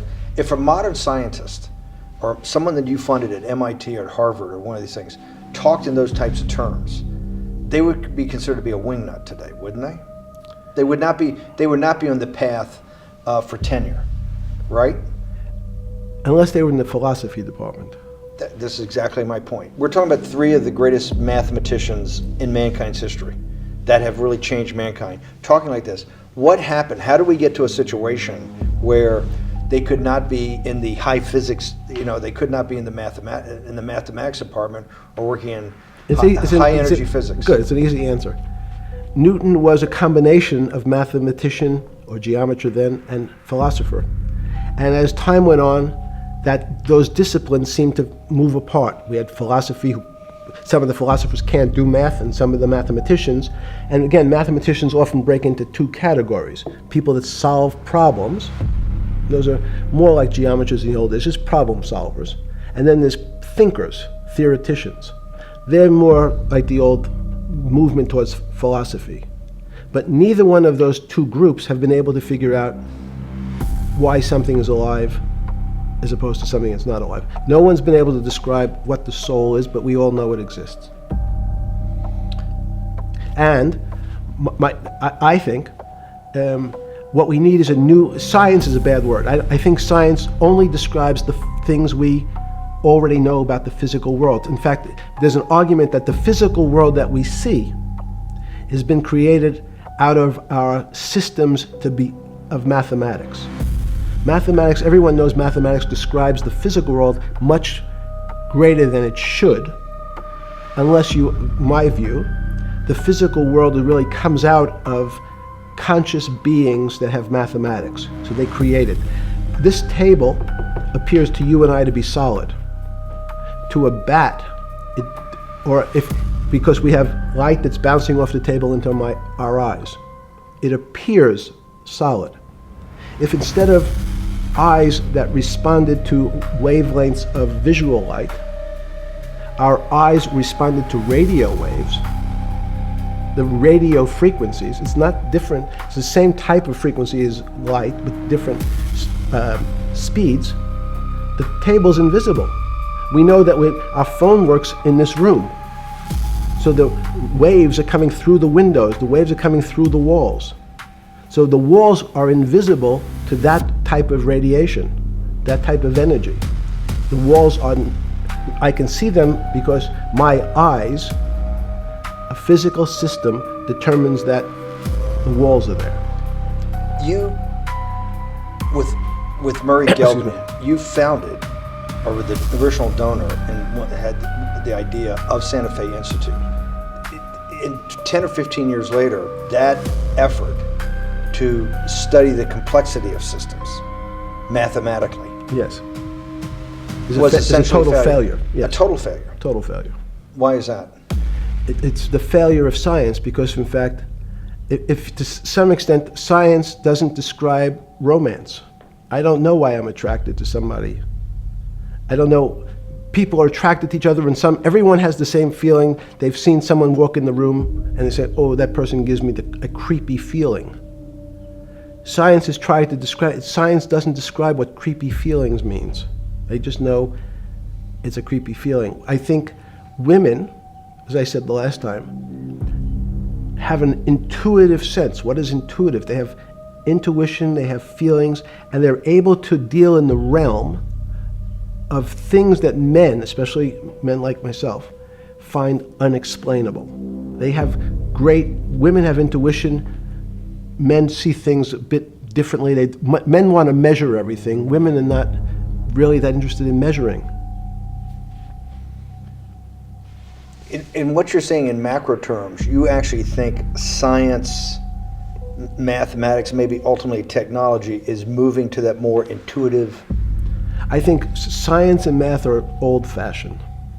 And unfortunately, people are still taught that they have to learn algebra in school and certain things in school, as opposed to learning to have an emotion. Is this what Larry Summers was trying to get at? Maybe didn't say it perfectly enough, but what he was trying to get to in that system, the systems we study today, the way mathematics is either taught or understood, that women just haven't gotten up to the highest realms of engineering or physics or mathematics because of that. And you're actually implying that there's a either new branch of science, or we've hit an inflection point like in Newton that's going to go in a Newton took mankind in a different direction because he was able to measure. Then you had subatomic, non-Newtonian physics later. Are you saying that you think there's another developing field that's coming up that may take us, I don't know how many decades to get our hands around, but that's what's evolving out of this? Yes. Yeah. In fact, I think that mathematics, it's not the end of science. Every year someone says it's the end of, we can't discover everything. There's lots to discover with relationship to the physical world, but we know a lot already. In respect to the unexplainable world, we almost know nothing. Women, again, sense it. And instead of Larry Summers, I won't digress too much, but Howard Gardner early on said, there's not one form of intelligence. It's not mathematical intelligence. There's emotional intelligence. There's kinesthetic intelligence. There's this argument that I reject that black people are less intelligent than white people. It's not true. We know, for example, that if I was in the forest and I had to run from the lion or figure out a way not to be eaten, and my competition is a local African, I'm the one who's getting eaten because they have the intelligence to deal with their local environment. So it's just different. It's not better, it's not worse, but there's many differences amongst different types of people. And so people have different intelligences, and they excel in some intelligences usually, and less so in others. When did it come to, because the world of high finance is a world of pure reason, or is it a lot of emotion and gut checks and on trading desk and central banks when these decisions get made? Is it that high church, like the high church of science of high energy physics, or is it as much emotion that comes in as much as the mathematics and the reason? It's a great question. I think if you talk to really experienced and successful traders and you ask them how they know what's going on, they can't give you an answer. They don't know. They feel it. They can feel the way the market's moving. They can feel the way the stock's moving. And that these are not very well-defined terms. It's difficult to put in mathematics terms. How did I feel it? You could look back and make guesses what I was seeing. But great traders feel it and then act on their feelings. That's the difference. Many people feel it but are afraid because they want a mathematical justification before they take that next step. When you first got on the trading desk at Bear Stearns in the late 70s or mid 70s, were you shocked by how little actual understanding of mathematics that the traders comprehended? Yeah, well, again, we had a Texas Instrument calculator. Most stockbrokers, especially before 1975, if they were good stockbrokers, could add. That's about it. They could multiply. If you could multiply, you were already in the top 15% of stockbrokers. Stockbrokers simply meant there's a story. When I went to the first person, I had no money. And I said, how much money do you make a year? And he said, $400,000. I said, impossible. I'm making $10,000. That's probably more than your family had made in its entire Right. existence. Yes. And he makes that in a year. I said, what do you do? And he said, it's too complicated for you to understand. Which is what the main thrust of Wall Street people, they want to tell you it's too complicated. Because if you understood that that person was simply, he had a brother-in-law, in fact in this case, who ran the pension fund of General Motors. His brother-in-law would call him and say, buy 1,000 IBM. He'd hang up the phone, he'd write it out on a ticket and walk it to a window. That was his entire skill set. Hello, write what my brother-in-law says, walk it to a ticket window. Give me an example when you were on the trading desk in the early days at Bear Stearns of a time that you felt either complete uncertainty or you saw total panic, where something was happening that people couldn't foretell and that they were like in an airplane cockpit where it's going wrong. Walk us through that. In 1978, I think it was, across the news wires, there had been a collapse of the currency in Thailand. On the other side of the world, had no relationship to me. I wasn't sure where Thailand was. But the fact that a currency, a country's money, had all of a sudden dropped tremendously in value affected the rest of the world's markets. And people panicked because they'd never seen that before. A very small part of a very complex system had a shock throughout the whole system. So prices on Park Avenue apartments, the bond markets, the stock markets, every started to gyrate. You know, there's an old mathematical expression that if a butterfly wings in Mexico make the wrong turn, it spins out, and eventually by the time it gets to Canada, it turns into a tornado. So these are part of complex systems. So yeah, Wall Street in certain parts. Santa Fe Institute was supposed to actually come up with a formula for that, for the butterfly wings. Why in 15 years did you reach the end of at least that experiment? Every attempt to, that's why it's so exciting now, because I think certain people are starting to realize that there's so many things that are unexplainable that we have to think about them differently. Music is a great example. It's a common man's example. You know when you hear a certain song, it makes you feel a certain way. How does it do that? We don't know. We can't mathematize it. And even that music, Steve, nowadays we compress music. When you have a violin, it's compressed onto your iPhone. So what does compression mean? I'm taking lots of information and I'm cutting it into lots of pieces and squishing it together.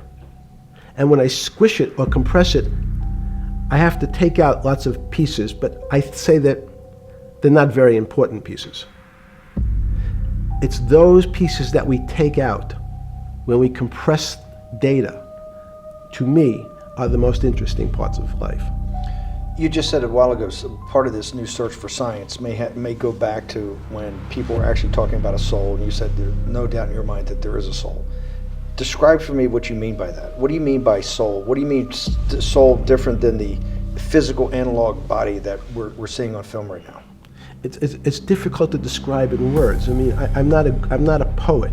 Poems get a little closer to what that really means.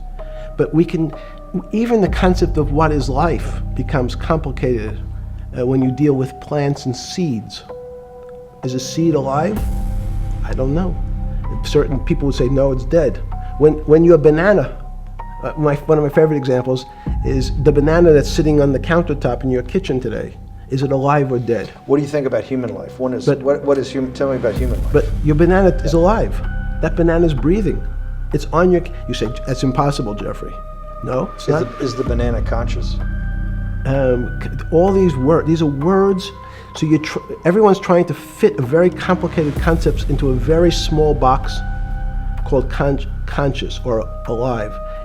These don't fit in that way. So if you put your banana in a bag and put another fruit in with it, the fruit ripens faster because the banana breathes with it. We don't understand most of those things. So you asked the big question. Sorry. You talk about the life. What about human life? What about it? Tell me what do you think? What do you think human life is? It's a miracle. It's a miracle. And when I say miracle, I can't explain it, and I make no attempt to explain it at the moment. We don't know how to think about it. And anyone, and again, another one of the Feynman quotes when he was talking about quantum physics. He said, anyone, Jeffrey, who says they understand quantum physics and quantum mechanics and quantum behavior, you know they're lying. Let's talk about it. That's post-Newtonian. Talk about what's the difference, who founded quantum mechanics, why is quantum mechanics taking Newtonian physics and taking it to the next level? It forms a much broader category. Let's go back to this desk. You used the thing of Newton using this desk. Why can't Newton's theory explain everything? Why did subatomic quantum mechanics or quantum physics have to come in to explain this? Well, so let's go right back to square one. Why is it called quantum physics? So quanta is a word that simply means packet, small amount. So it's quantized. So we recognized, when we recognized that this table appears, another very complicated word, solid to us, it's really made up of molecules or atoms. And atoms, we've given lots of names to what some of the behaviors. If you were in school, when you and I were in school in the 50s, the model was a little center thing in the middle, and an electron went around and around it. It was seen as a ball that went around and around it. And as we started to look at, say, well, let's see what this ball looks like. I want to be able to examine that little thing called an electron. We found that there was nothing there. There wasn't the thing. It was simply a cloud of energy that we can call an electron. So we already started to see mysterious things as we go into very super small quantities, quantum physics. So quantum physics started to go into the very small, and at very small distances, we see things that we can't explain. We just cannot explain. How am I doing on time? 4 minutes. Fine. And to summarize, no, sorry. Let's go back to human life. When do you think human life starts? It's not so you see, this is the question. You're asking me to measure something again. It's the disease. It can't be measured. You just hate making commitments. That's why I'm not married. I'm peeling this onion back a layer at a time. All your bullshit and happy target can't be measured like that. Is that to say measure it's a commitment. You don't even like a commitment when you answer a question. I don't. As they say in golf, commit to the shot. I don't know what it means to be measured. You do know what it means to be measured. You're one of the leading currency traders, hedge fund guys, or stock market financial wizards. You're in the high priesthood of high finance. You certainly know how to measure. That's why you're a billionaire. Any other answer besides that is total and complete bullshit, and you know it. I know very few things. You know things can be measured. You measure every day. You weigh and measure every day. You weigh and measure people. You weigh and measure leaders. You weigh and measure economies. You weigh and measure politics. It's a very good. You weigh and measure. Hang on. Your whole life, in fact, is measuring. So what you've now done is a great thing. Is you've used the word measure, a mathematic term, in the common vernacular, and abused it. So I don't even recognize what it means. It's so abusive to my field. Why? And let's go to that. In mathematics, measure means what specifically? There's no specific. It's an approximation, or giving something a number. If Einstein said, we're not asking you to go to the 9th decimal point. You didn't say that before. No, you're not going to the 9th. I don't even. What if I say measure how tall are you? You'd say, okay, 6 foot. 6 feet. But is it 6 foot 1 inch? Give or take, between 5'11" and 6 feet. But what's that? So the question is, I want an accurate. I got Zeno's paradox. I don't even know what it means to measure you. Am I measuring the top of your hair, the top of your skull, and the finer, the more. You're being rabbinical. This is like. I shaved my beard off. I used to be rabbinical. No, my point is, isn't that going through the Torah where you're parsing every definition? No, so however we broadly define measure, your life literally is about measurement, is it not? It's about putting numbers on things so that I can try my best. That you can call it whatever you like. If that Well, that what do makes you feel what- better. What do you know? No, I Because I'm wanna trying make you relate it happy. back to your scientific inquiry. No, even a number. People don't. A number is a complicated When did thing. you come? When did you come to this When did you come to this aha moment? Was when it was in your solitary confinement, when the biggest financial crisis in world history was going on, in your 7x9 jail cell with your metal bed and your two brushes because you were a trustee with the brown uniform on, trustee spelled wrong. Is that the moment of clarity that you had about science and Newtonian physics and everything that we can measure is really not going to be the way we go forward? It's going to be much more esoteric, emotional intelligence thing. Was that your moment of clarity? I wish it was, because it would make such a great story for this interview, but it's not. It's the fact that I lead such a privileged life to come across But when did you? If it didn't happen then, when did it? Or did it happen before? I was then? going to hopefully Okay. get to the. Okay. I'm in a privileged position to have some of the world's smartest people come to my house and tell me what they think about different subjects. And I finally realized that the thing that they had most in common was there was this area, no matter how smart they were, that when I asked them the questions, they said they'd have to resort to a 500 or 1,000-year-old response to that question, which was, I don't know. You know who else found that out? Socrates. That's what Socrates kept doing, right? Socrates kept asking all the experts. He would go through, question after question after question, and realize at the end they didn't really know. They really didn't basically understand what they were talking about. And one of the things that people won't enjoy, it turns out that potentially one of the bad things to teach children is how to write. Writing, reading, and arithmetic was supposed to be, everyone's supposed to be taught. But writing forces you into a very narrow channel of thinking. You have to write in a certain form, in a certain way, in a certain linear pattern. So your thinking becomes somewhat narrow. The reason I brought up writing is one of the recent discoveries of mine with respect to Socrates, Plato, and Aristotle, is they never wrote anything. They spoke, and people around who could write wrote. Socrates could think. So that was. Jesus of Nazareth was the same way, right? Never wrote anything. I thought he was a carpenter. He was a carpenter. Didn't he need like a little carpenter's? I don't want to get that. But at least his written record. Right. One last thing. Sure. Thank you for having me to your house.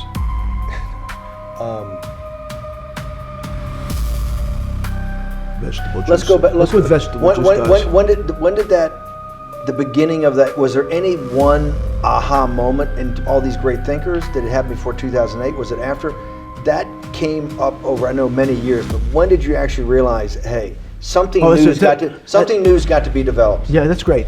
Is that because again, I'm privileged enough to have people around me who've given lots of philanthropic gifts to institutions of higher learning, and when I said the impact, how do you judge the impact of your giving? And we sat down and said, no really new ideas have come out. And I realized that, of course, it hasn't come out because we've been looking at using science and mathematics, and it's the wrong tool. It's obvious. Institutions that are set up and try to put forward knowledge and understanding and truth, should they take your money? Derek Bach at Harvard said, taking money for good causes is a good thing. So if Hitler took all the gold out of the teeth of the Jews and said, I want to give this to Heidelberg University to fund the Leibniz chairs so that I can study high energy physics, Derek Bach would say that was fine? Again, these questions are questions where good people on both sides, like your Charlottesville, could differ. I don't know the answer to So, this so question. tell us the two. Give us the two answers. What the one answer why it shouldn't be, and then the one answer. Derek Bach says, "I'll essentially take cash from anybody because I got so many projects, so many good guys, and this is the way I'll do it. So I'm indifferent to where the cash comes from. Money's money, and if I got good guys, I'm the fiduciary. Says these are good people and this is good research. Okay, I'll take the cash from any source, including you." What's the other argument? Let me give you that. I know in my case, Is your money dirty money? if you live, I just asked a question. Is your money dirty money? no, it's not. So in fact, Why is it not dirty money? because I earned it, a heart. But you earned it. I earned it legally. We went back to this before. You earned Yes. it. You earned it advising the worst people in the world, right? That do enormous bad things, and just to make more money. So, instead of asking me the question, should you take the money? Because I think it's a legitimate question. Do you think it's a legitimate question? Yes, no Why? question. Because I think about, ethics is always a complicated subject. But I can tell you that with the money I gave to help try to eradicate polio in Pakistan and India, instead of asking me whether that money should be given to these children for vaccines, I think you might want to ask their mothers who received the vaccine, who know their child now won't get polio, and ask them if Epstein should have helped these people If we with walked their in, money. if we walked in, you're is a that a fair mathematician. You're a mathematician. If we walked into that clinic where they're giving that money out to these people that are the most dire straits of poverty and sickness, and told them that the money was coming from class 3 sexual predator? Tier 1. What's tier 1's the highest and worst? No, I'm The lowest? I'm the lowest. You're the lowest. Okay, tier 1, you're the lowest. But a criminal. Yes. That the money came from them. What percentage of people do you estimate? I understand you don't like probability. Do you estimate would say, "I don't care. I want the money for my children"? I would say everyone said, I want the money for my children. Did they know where the money came from? I think if you See, told them, if I told them the devil, 100%. himself, Himself. the devil himself said, I'm going to exchange some dollars for your child's life. Do you think you're the devil himself? No, but I do have a good mirror. It's a serious question. Sorry. Do you think you're the devil himself? I don't know. Why would you say that? Because you have all the attributes. You're incredibly smart. You remember the devil is somebody the devil knows smart? the devil's brilliant. You read Milton's Paradise Lost. No, the devil scares me. Satan is at the number 1 or 2 archangel, and the reason he goes to hell and leads the rebellion is because he can't be the top guy. And his thing is, I'd rather reign in hell than serve in heaven. I saw that in a movie once called American Dharma. I don't remember who said it. Okay, we have to go. Okay, good. Okay, that was good.